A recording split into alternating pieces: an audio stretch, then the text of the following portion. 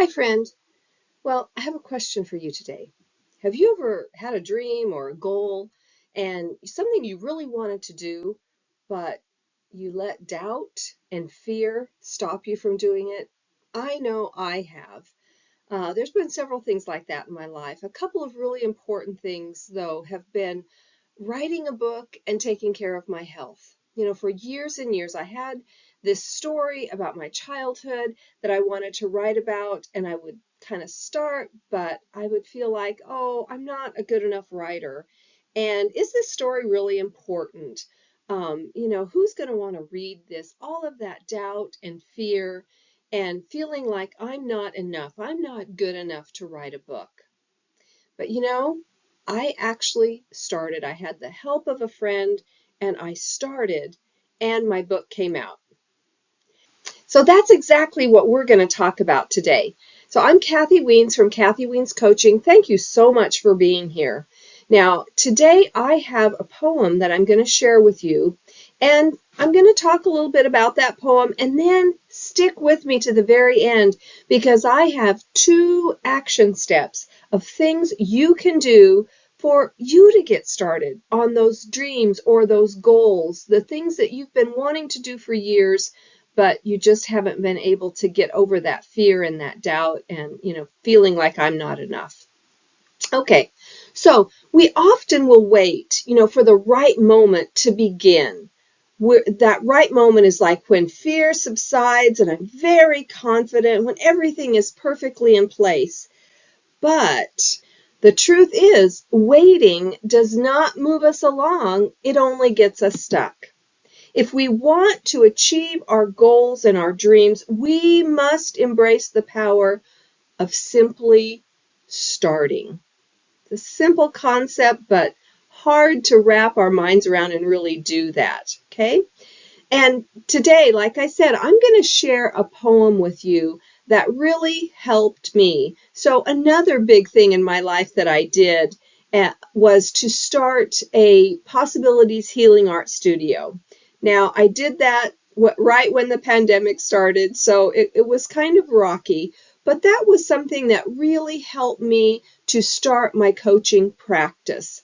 And when I started the studio, so this was a physical studio that was going to, I could do my coaching out of it. We would have other classes, do art there, many different things.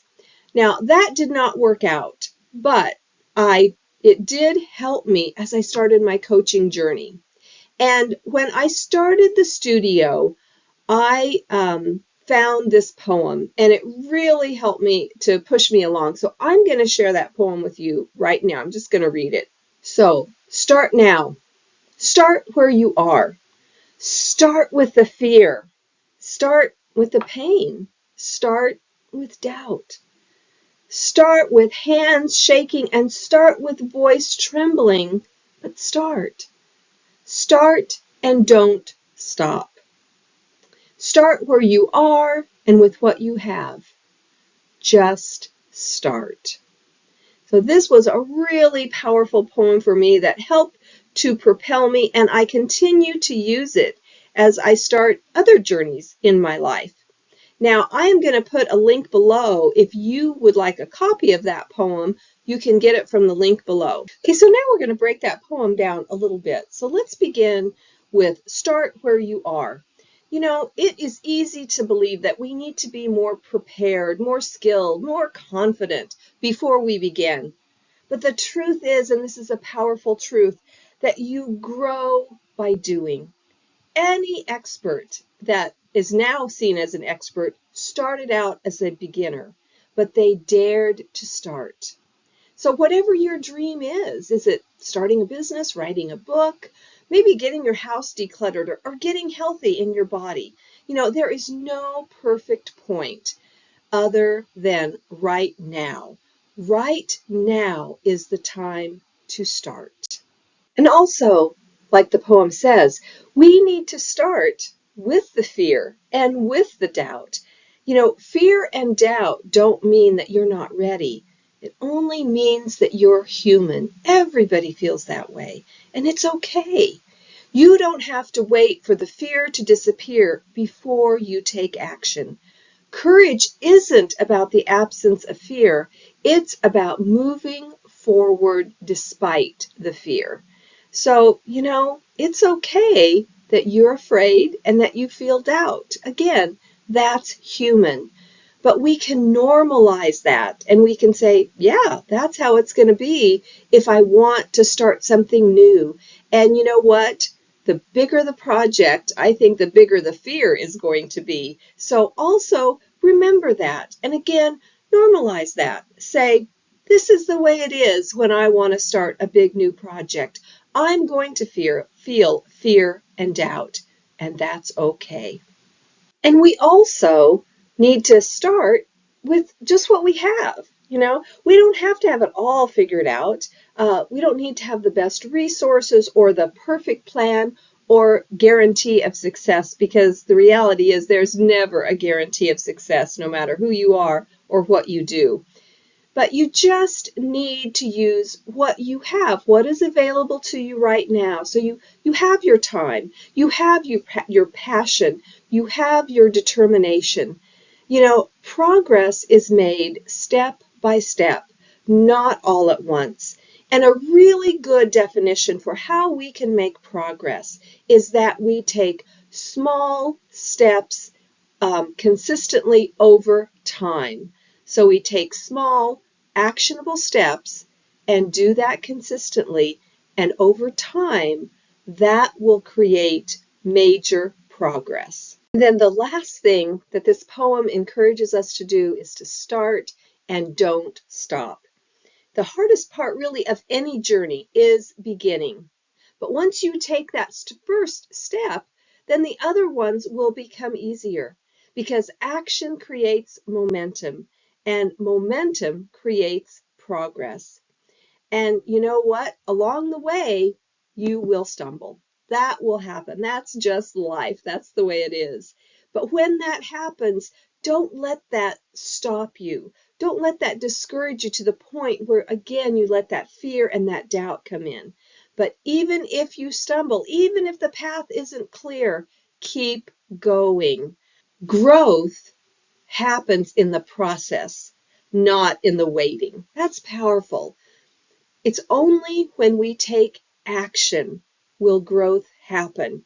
If we just continue to think about something and dream about it and hope one day we will do it, that's not going to make it happen. We need to take action. That's what will make it happen. So whatever is on your heart, whatever dream or goal or chance that you're longing to take the first step today. No matter how big or how small, no matter how uncertain, just start. Start and don't stop. Okay? And like I told you, staying till the end, I have 2 action steps that I'm going to share with you about how you can start and continue to go. These are just little things, little exercises that you can do to maybe help you start today. Okay, so this first action step is one that I use a lot, and we're calling it the 5-minute action challenge. And so all you do is just set a timer for 5 minutes. Who doesn't have 5 minutes to get something going? That's not a lot of time. So you set your timer for 5 minutes, and then you just take one small action step towards your goal. So think about if you want to write a book. Well, you could sit down for 5 minutes and do a rough outline, or maybe write the blurb or the synopsis of what you want to do. If you want to get healthier, you could just do some stretches or maybe prepare a healthy snack. The goal is to break through the inertia and to prove to yourself that starting is possible. And you can do it. You can start. And you know what I have learned is that if I set that timer for 5 minutes, again, everybody has 5 minutes to start doing something. You'll often want to stick with it longer. So if you feel stuck and you can't get started, try the 5-minute action challenge. It might be just what you need.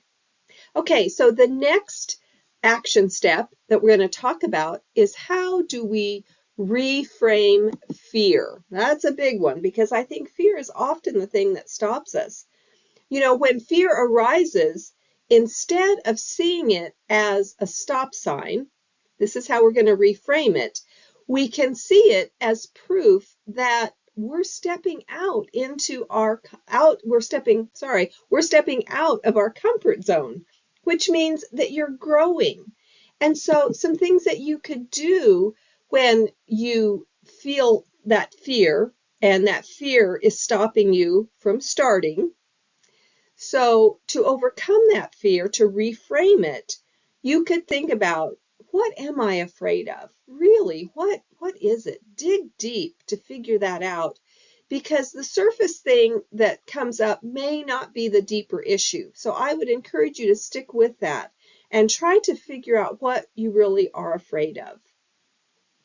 And then think about, if you did do this action, if you did achieve this goal that you want, what would be the worst thing that could happen? Okay. And then the next question is, what would be the best thing that could happen? And oftentimes when we think about, especially that worst case scenario, when we actually verbalize that, either write it down, tell it to someone, or just think about it in our minds, we realize that, that's probably not actually going to happen. We realize that the worst case scenario isn't as bad as our mind has made it seem like. Okay? Okay, and so a way that someone that I know personally that has reframed fear. So this person is a writer. And instead of feeling like rejections are, we fear those rejections because the rejections, I know for me as a writer, it can feel like rejections mean I'm not good enough. Why am I sending this stuff out? Nobody wants to see it. I just keep getting these rejections. But what this person did is he reframed that fear, kind of turned it around, and he said, you know what? I know I'm going to get rejections. His writing, my writing, it's not for everyone. And so that rejection is going to happen. But what he decided is he was going to have a goal of getting 100 rejections for the year. And so instead of rejections being a fear, it actually became a goal for him. And that kind of turned that around. And what I tell this person, I say to them is that, well, why you keep getting rejected. And they kind of look at me like, oh, she's going to tell me I'm a bad writer. But the reality is, the rejections come because this person keeps sending stuff out. And that is a really good thing. That's a really good thing to move them along towards their goal of writing. Okay, that's all I have for today. I hope this is helpful. Again, I'm going to put a link to the poem, the start poem. My phone's going off, sorry.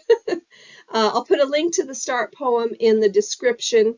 And if you like this video, please give it a thumbs up, a like, subscribe to my channel if you haven't already, and remember to share it. If you think this will help someone else, please share it with them. All right, thanks so much for being here today. Bye-bye.